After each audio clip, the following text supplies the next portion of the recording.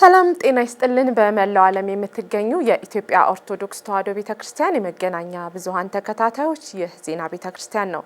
ዜናዎቹን ወደ እናንተ በማድረስ አብሬያችሁ የምቆየው ሰናይት ባንተ ነኝ።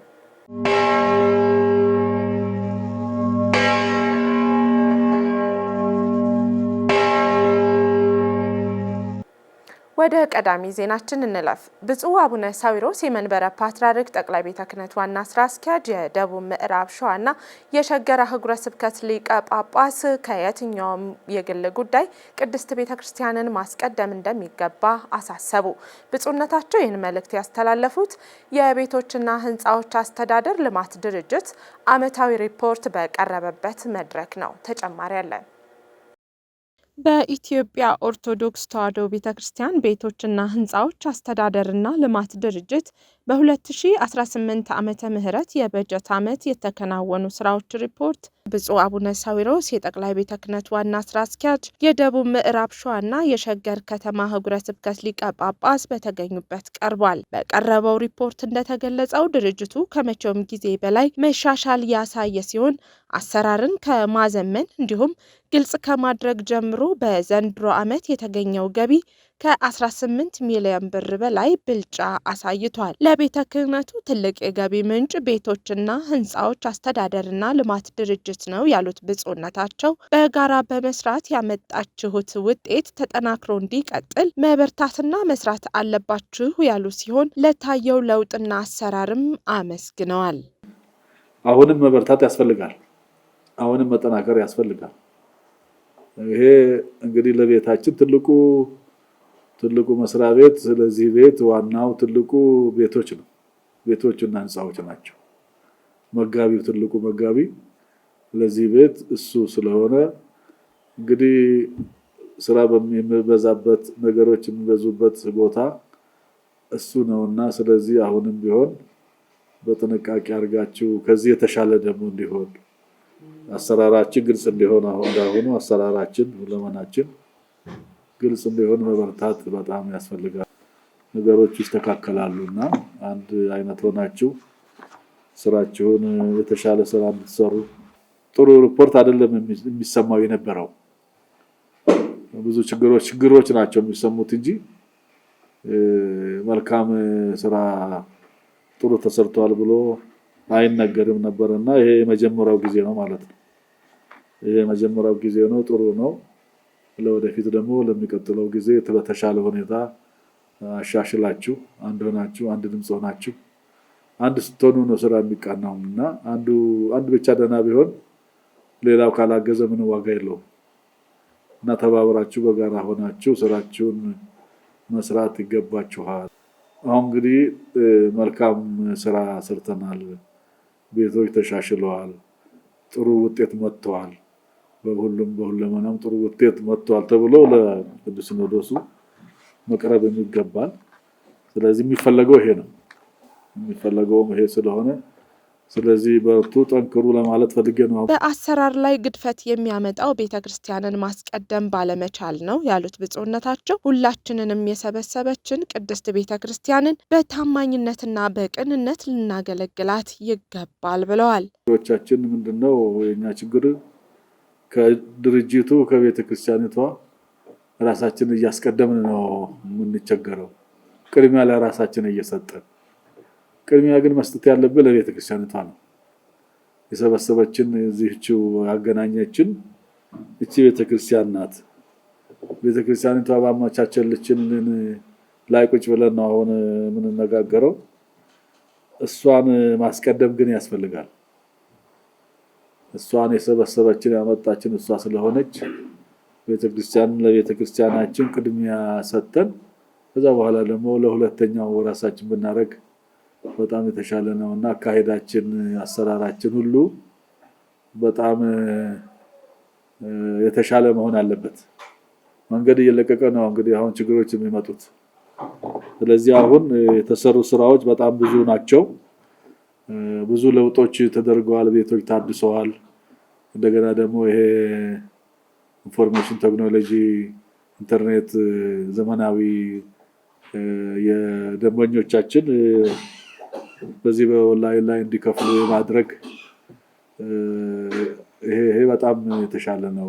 በመጨረሻም በዚህ የለውጥ ሂደት ላይ የየራሳቸውን አሻራ ያሳረፉ የተቋሙ ሰራተኞች የምስጋና የምስክር ወረቀት ተበርክቶላቸዋል። የቤቶችና ህንፃዎች አስተዳደርና ልማት ድርጅት በበጀት ዓመቱ ከ289 ሚሊዮን ብር በላይ ገቢ ማግኘቱን አስታወቀ። ድርጅቱ የ2018 በጀት ዓመት የስራ አፈጻጸም ሪፖርቱን ብፁዕ አቡነ ሳዊሮስ የመንበረ ፓትርያርክ ጠቅላይ ቤተ ክህነት ዋና ስራ አስኪያጅ፣ የደቡብ ምዕራብ ሸዋና የሸገር አህጉረ ስብከት ሊቀ ጳጳስ በተገኙበት አቅርቧል። ያረካል አድማሱ የኢትዮጵያ ኦርቶዶክስ ተዋሕዶ ቤተክርስቲያን የቤቶችና ህንፃዎች አስተዳደርና ልማት ድርጅት የ2018 በጀት ዓመት የሥራ አፈጻጸም ሪፖርቱን ብፁዕ አቡነ ሳዊሮስ የጠቅላይ ቤተ ክህነት ዋና ሥራ አስኪያጅ፣ የደቡብ ምዕራብ ሸዋና የሸገር ከተማ አህጉረ ስብከት ሊቀ ጳጳስ በተገኙበት አቅርቧል። በዚሁ ሪፖርት ድርጅቱ በበጀት ዓመቱ ከ289 ሚሊዮን ብር በላይ ገቢ ማግኘቱን አስታውቋል። በዚህ በጀት ዓመት ከድርጅቱ ከመኖሪያ ቤት ኪራይ እና ከልዩ ልዩ ገቢ 226 ሚሊዮን 668827 ከ51 ሳንቲም ገቢ ተገኝቷል። ብፁዕ አባታችን ከዚህ ውስጥ ከድሬዳዋ ከተማ ከሚገኙ ቤቶች 3 ሚሊዮን 539983 ብር ከ17 ሳንቲም ገቢ ተገኝቷል። ከፈረሱ ቤቶች ካሳም 53 ሚሊዮን 258104 ብር ከ94 ሳንቲም ገቢ ተገኝቷል። የባንክ ወለድ በዚህ ዓመት ያገኘነው 6 ሚሊዮን 422181 ብር ከ57 ሳንቲም ነው። በድምሩ 289889 ብር 889097 ብር ከ17 ሳንቲም በዚህ ዓመት ወደ ጠቅላይ ቤተ ክህነት ገቢ ተደርጓል ማለት ነው።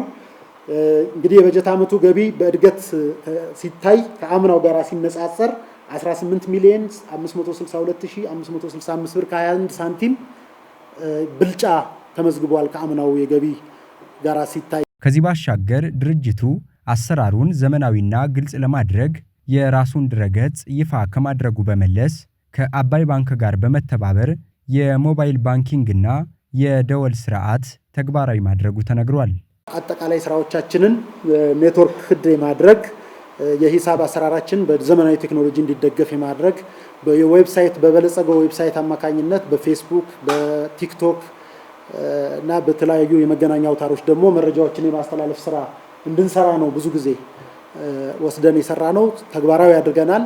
መረጃዎቻችንን በቀላሉ ወደ ህዝብ የምናደርስበት፣ ከነዋሪዎች ጋር የምንገናኝበት፣ ነዋሪዎች መረጃ የሚሰጡበት የምንቀበልበት አሰራር ዘርግተናል። ዲጂታል የሂሳብ አሰራር በመዘርጋታችንም ደግሞ የተሻለ የፋይናንስ ፍሰት መፍጠር የምንችልበት ግልጽ የሆነ የፋይናንስ አሰራር የምንሰራበት እድል ፈጥረናል። ሁሉንም ባንኮች ከቤተክርስቲያን ጋር የተሳሰሩ ከቤተክርስቲያን ጋር ግንኙነት ያላቸው ሁሉም ባንኮች አማራጮቻቸውን እንዲያቀርቡ በማድረግ ለጊዜው አባይ ባንክ ቀድሞ የተፈራረመ ስለሆነ ከሱ ጋራ የፋይናንስ ስራውን እየሰራ እንገኛለን። በሚቀጥለው በጀት ዓመት ግን አዳዲስ ህንፃዎችን ወደ አዳዲሶቹ ወዳልሰጠናቸው ባንኮች የማስተላለፍና ሁሉም ባንኮች ኔትወርክድ ሆነው ከኛ ጋር ያሉት ሰው በቀላሉ ሂሳብ የሚከፍልበትን አሰራር ዘርግተን ለመስራት እየተንቀሳቀስን ያለነው። በተጨማሪም የቤቶችና ህንፃዎች አስተዳደርና ልማት ድርጅት በህግ አገልግሎቱ በኩል ይከታተላቸው ከነበሩ 10 መዝገቦች ውስጥ 6ቱ ውሳኔ ማግኘታቸውም ተገልጿል።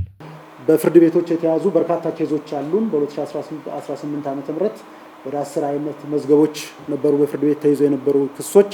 ከነዚህ ውስጥ 6ቱ ውሳኔ እንዲሰጣቸው እንዲያገኙ ተደርጓል። 4 የሚሆኑት ብቻ በክርክር ላይ እየቀጠሉ ያሉ መሆናቸው ይገለጻል። ከዚሁ ጋራ በተያያዘ በምሳሌነት ማንሳት የምንችለው በኋላ ላይ ልንጠቅሰው እችላለሁ ብዬ የነበረው ከሰዓት ከመቆጠብ አንፃር አሁን አነሳዋለሁ። ተከራይተውት የነበረው ቤት ሂሳብ ባለመክፈል በከፍተኛ የሆነ ወጪ ውስጥ አስገብተው የነበሩ ሰው ናቸው። ይህንን ወደ ክስ በመውሰድ ክሱ ተጠናቆ በአሁኑ ሰዓት ፍርድ ሂደቱ ተከናውኖ 10.2 ሚሊዮን ብር በላይ ከ9% ወለድ ጋራ ክፍያ እንዲፈጽሙ ፍርድ ቤት ወስኖባቸዋል። ቤቱን እንዲያስረክቡ ወስኗል።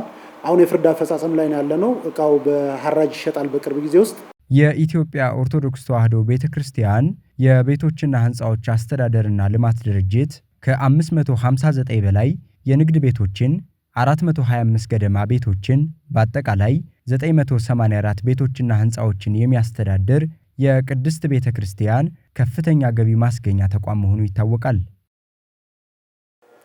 የጾመ ፍልሰታን ሱባኤ ለመያዝ ወደ እንጦጦ ሐመረ ኖህ ቅድስት ኪዳነ ምህረት ገዳም የሚመጡት ምዕመናን ቁጥር ከባለፉት ዓመታት በተለየ መልኩ መጨመሩ ተገለጸ።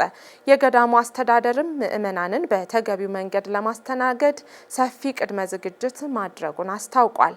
ፈለጉሽ አሻግሬ በኢትዮጵያ ኦርቶዶክስ ተዋሕዶ ቤተክርስቲያን አማኞች ዘንድ ከከተማው ግርግር ወጣ ብሎ የሚገኘው በእጽዋትና በደን የተሸፈነው በእንጦጦ ተራራ እምብርት ላይ የምትገኘው ታሪካዊቷ ሐመረ ኖህ ገዳም ውብና ገለልተኛ የተፈጥሮ አቀማመጧ ለጾመ ፍልሰታ ጸሎትና ሱባኤ ተመራጭ ያደርጋታል።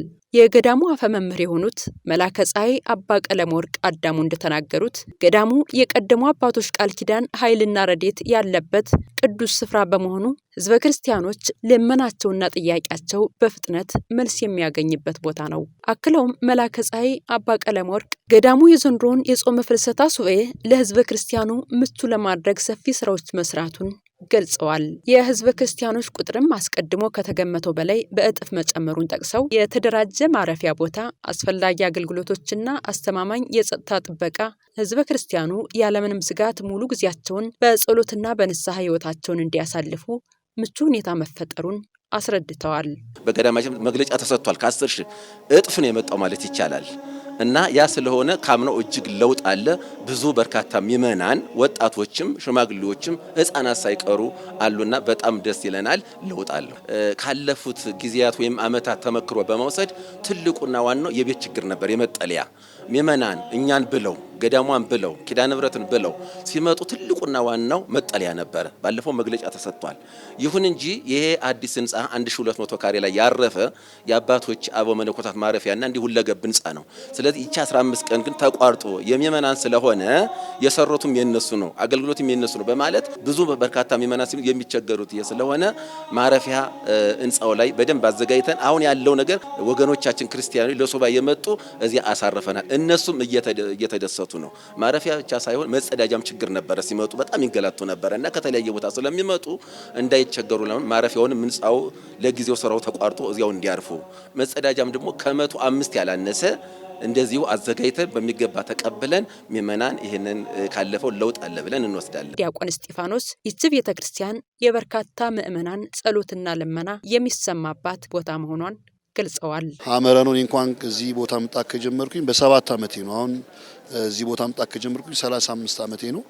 በዚህ ውስጥ ግን ብዙ የእግዚአብሔር ታምር የእመቤታችን ድንቅ ስራ የሚሰራበት ይልቁንም ደግሞ እለት በእውነት በጸበሏ ፈዋሽነት የሚታወቅ የአርሞ ቦታ ብዙ ገዳማውያን አባቶች ብፁዓን ሊቃነ ጳጳሳት ሊቃውንት እየመጡ ደጅ የሚጦኗት ታላቅ ተራራችን መማፀኛ ከተማችን ነች ሐመረ ኖህ። ዘንድሮ በ2018 ዓ.ም ለየት የሚያደርገው በጣም ብዙ ሺህ ምዕመናን ካምና ከነበረው በጣም ብዙ ሺህ ምዕመናን ነው ከአራቱ ማዕዘን የመጡት በሀገር ውስጥ ከሀገር ውጪ በከተማ በገጠር ያሉ ምዕመናን እመቤታችን ለመማፀን ልክ እንደ ቅዱሳን ሐዋርያት 14 ቀን ልጅ ለመጥናት በዚህ ቦታ ነው ያሉት። በጣም ብዙ ስም ነው የመጣው። በገዳሙ ሱባኤ በመያዝ ላይ የሚገኙ ሰለሞን ደግነት የሚባሉ አባት በሰጡን አስተያየት በየዓመቱ ነሐሴ ወር መባቻ መገኛዬ እንጦጦ ሐመረ ኖህ ኪዳነ ምህረት ነው ያሉ ሲሆን ዘንድሮም በጾመ ፍልሰታ በሱባኤ ላይ እያሳለፉ ያሉት ለ29ኛ ዓመት መሆኑን ተናግረዋል። በእነዚህ ዓመታት በእመቤታችን ምልጃ በሕይወታቸው የሚያስፈልጋቸውን ነገር ሁሉ እንደተደረገላቸው ምስክርነታቸውን ሰጥተዋል። እዚህ ሐመረ ኖህ ኪዳነ ምህረት ከመጣው ዘንድሮ ፍልሰታ ስገባ 29ኛ ዓመቴ ነው። ሱባኤን የዓመት እረፍቴን ለሱባኤ ነው የማደርገው። ወራዬ እረፍቴ ደግሞ እነሱ ራሳቸው ናቸው የሚፈቅዱት። ቤቴ ሙሉ ነው። ልጆቼ ሰላም አላቸው። እኔ ራሴ ሰላም አለኝ። ከእድሜ ውስጥ በአንድ ቀን እንኳን አንድ ሕክምና አይቻላል። ዛሬ እድሜ 63 ዓመቴ ነው። በ63 ዓመት ውስጥ ምንም ነገር አይቻላል።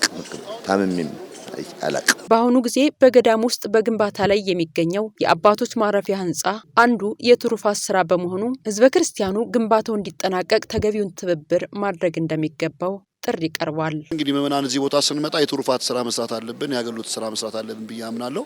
ሐመረ ኖህ ቅድስት ኪዳነ ምህረት ከኛ በፊት የነበሩ ነገስታት፣ መኳንንት፣ ሊቃናት፣ አበው ትልልቅ የሀገር ባለውለታዎች፣ የሀገር መሪዎች፣ ዝነኞች፣ የጥበብ ሰዎች የተጠቀሙባት ቦታ ነች እና እንደሚታወቀው የአባቶች ማረፊያ የለውም። እንዲሁም የዚህ ቦታ ቃል ኪዳን ደግሞ ሁል ጊዜ ክርስትና ቢያንስ ከ10 ከ20 በላይ ክርስትና በቀን ይነሳል። የዛ አመቺ የሆነ ክርስትና ቤትም ብዙ የለውም። ምእመናን በስርዓተ ቁርባን ጋብቻቸውን ሊፈጽሙ ሲመጡ ብዙ ምእመናን ነው እዚህ ቦታ የሚመጡት። ይህንም የሚያስተናግድ ቢሮ የለውም እና ሁለገብ ህንጻ አባቶቻችን እዚህ ቦታ ላይ ከ80 በላይ አቡነ መነኮሳት ማህሌታውያን ሊቃውንት አሉና ሁለገብ ህንጻ ተጀምሯል። እግዚአብሔር ከፈቀደ ወደ ፊኒሺንጉ ተደርሷል። 1200 ካሬ ላይ ያረፈ ሁለገብ ህንጻ ነው።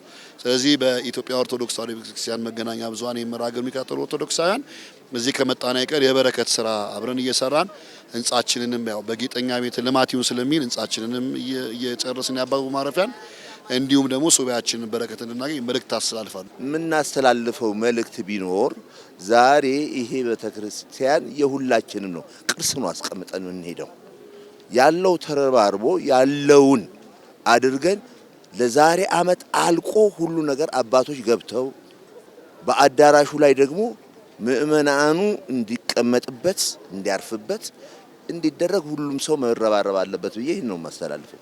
መላከ ፀሐይ አባ ቀለም ወርቅ በመልእክታቸው ማጠቃለያ ጾማችን ለእግዚአብሔር የሚገባና ለጥያቄያችን መልስ የሚገኝበት እንዲሆን ከራሳችን አልፎ ለሀገራችንና ለቤተ ክርስቲያናችን ሰላምና ፍቅር እንዲመጣ መማጸን እንደሚገባ አሳስበዋል። ውድ ቤተሰቦቻችን ለሰዓቱ ያዝናቸው ዜናዎች እነዚህ ነበሩ። ቀሪ የኢትዮጵያ ኦርቶዶክስ ተዋሕዶ ቤተክርስቲያን የመገናኛ ብዙኃን መርሃ ግብራት የሚቀጥል ይሆናል። ሰላም